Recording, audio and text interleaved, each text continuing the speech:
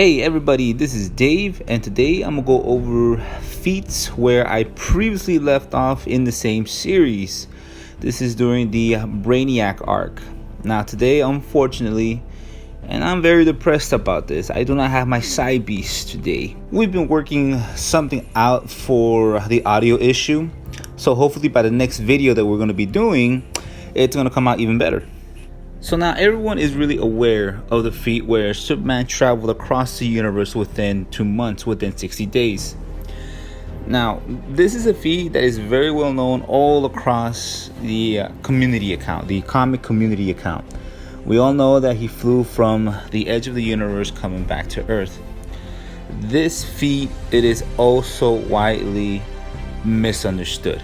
There's a lot of things that have occurred throughout his flight that people don't really understand, and there is a lot of things that people are not taking into account when Superman flew. So we're gonna go over everything from the beginning of his flight to the very end when he got back to Earth. Now we're gonna start off when Superman was, to be honest, I don't know if he was teleported or he was just pushed up so that he could continue flying, but we're gonna begin where New 52 Superman began flying back to Earth. He began flying back to Earth. Now we got to understand that where this place where Superman was initially in, it was in a place outside of time and space.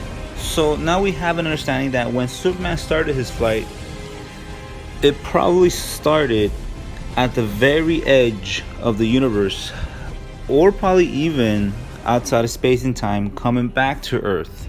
Now Greg, the actual writer for this series, actually stated this regarding of Superman flying back to Earth.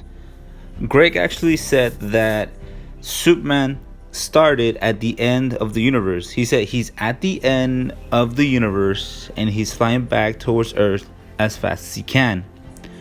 So now we understand that Greg's intention was actually Superman starting from an end of a universe coming to Earth. Now we don't really have an actual measurement to how big these universes are, and one of the greatest and one of the biggest misunderstanding is using our own observable universe to actually estimate Superman's speed, which is like 94 billion light years. And the problem is that they don't look at how big DC's universes are. It is assumed that our universe is big as DC's universe, which isn't the case. But we actually have a statement of 100 trillion light years. Now, in the DC's universes so far, it is as big as 100 trillion light years going one direction. So what I will be doing is I will be using this length to actually calculate Superman's speed when he returned back to Earth. So another factor when it comes to DC's universes is that there is actually more universe beyond the edge of the universe. Now, what does that mean? The universe that it's currently where Superman's currently on is continually expanding over a universe that is previously existed. And the thing is that if we calculate Superman's speed, we don't know if Superman even came from that. There is still more universe even outside the edge of the universe. We don't know what's the end or if there is an edge. So for a fact is that there is a lot of more universe being blanketed over another universe. So we know for a fact that Superman did travel a big length. Now this is a little bit of a FYI, but the distance that Superman traveled is 100 trillion light years plus. That's going to be the distance. So for 2 months, Superman covered 100 trillion light years. So at that time, Superman had to be traveling at approximately 608 trillion times faster than light. And this is even a plus, 608 trillion times faster than light. He did this. Now, another factor that no one takes into consideration is that he did this while he was deprived of energy. Remember in my last video, Superman stated that he only had enough energy left to close the black hole once they go through it. So assuming that he has none to very little to none energy, and Superman still is traveling back to Earth at this speed. And even at his current weak state, at his current deprived state, the speed that he was going, the velocity that he was going under, he was producing kinetic energy on the solar system level. So this guy, he was already weak and deprived. He still had less energy to produce a solar system level energy coming back to Earth. He needed to generate that energy in order to travel that fast. And what's crazy is that Superman endured all that energy through 60 days coming back to Earth.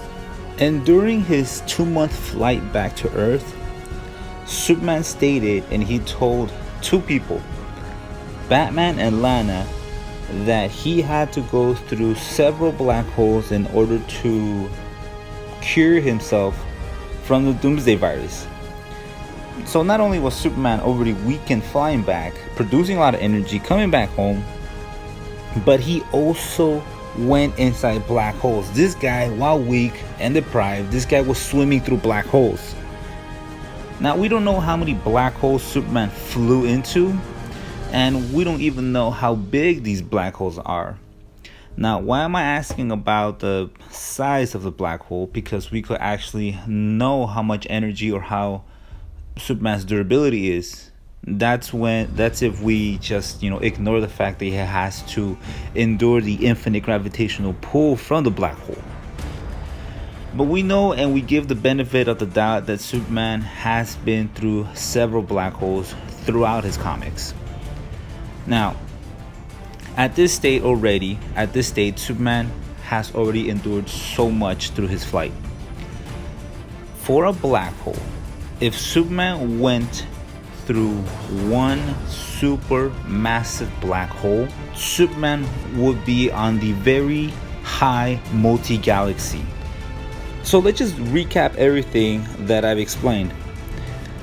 This flight path that Superman was going through, he was going already at 608 trillion times faster than light, plus he was producing energy on the solar system level for 60 days, and he endured that same energy for 60 days for every second of those 2 months that he went into. And he tanked multiple black holes on his way back to Earth. And he was doing this while he was extremely deprived of energy. Now this is where we use logic. If Superman was fully powered or stronger in whatever, how many solar energy he has, he could obviously be a lot faster than 608 trillion times faster than light. He could obviously produce more energy than on the solar system level. He could endure more energy, and he could tank maybe greater or more black holes on the more powerful state. And see, here's the thing. This is how I lowballed New 52's solar flare when I was doing the versus matches against Perfect Cell. Everyone that disliked obviously didn't know about this, and they didn't know that I lowballed Superman. And that's how you know that they're clueless about how strong New 52 is. So overall, the overall feat itself, I will place it on the multi-galaxy level. And that's just my opinion, because there's a lot of factors that we don't know. For example, how many black holes Superman went through, or how big the universe is other than 100 trillion light years. So thank you so much for watching this video. On my next video, I'm gonna have my side beast, and we're gonna debunk a video. So hopefully you guys are looking forward to that. So again, guys, thank you guys so much for watching. Until next time.